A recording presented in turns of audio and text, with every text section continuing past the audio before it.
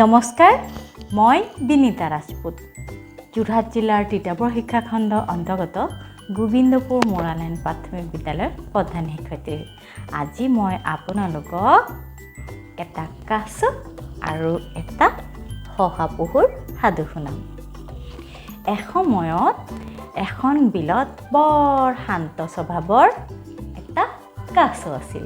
নাম তাৰ ৰংমন। ৰংমনৰ বিলৰ কাষতে সৰু জুপুৰি এটাত বিৰাট টেঙৰ শহাপহু আছিল।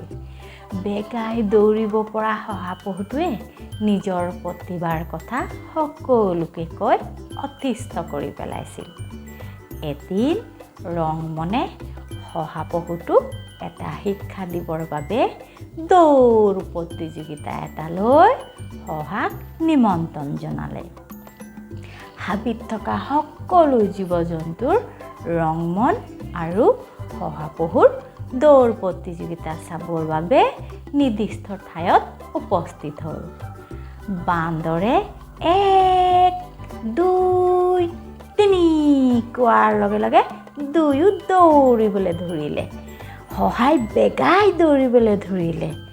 প্ৰচণ্ড ৰ'দত দৌৰি দৌৰি শহা ভাগৰি গছ এজোপাৰ তলতে বহি পৰিল আৰু ভাবিব ধৰিলে। ৰংমন লাহে লাহে ওচৰ চাপি অহা মানে মই ইয়াতে অকণ জিৰাই লওঁ বুলি।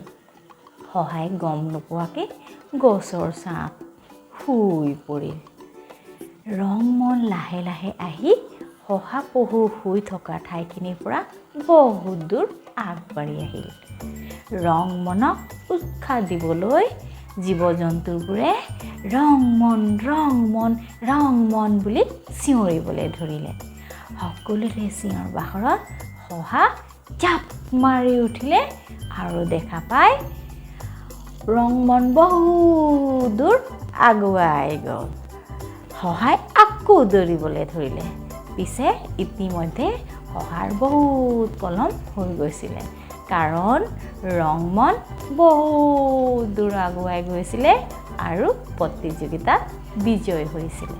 মোৰ সাধু ইমানতে অন্ত পৰিল। ধন্যবাদ।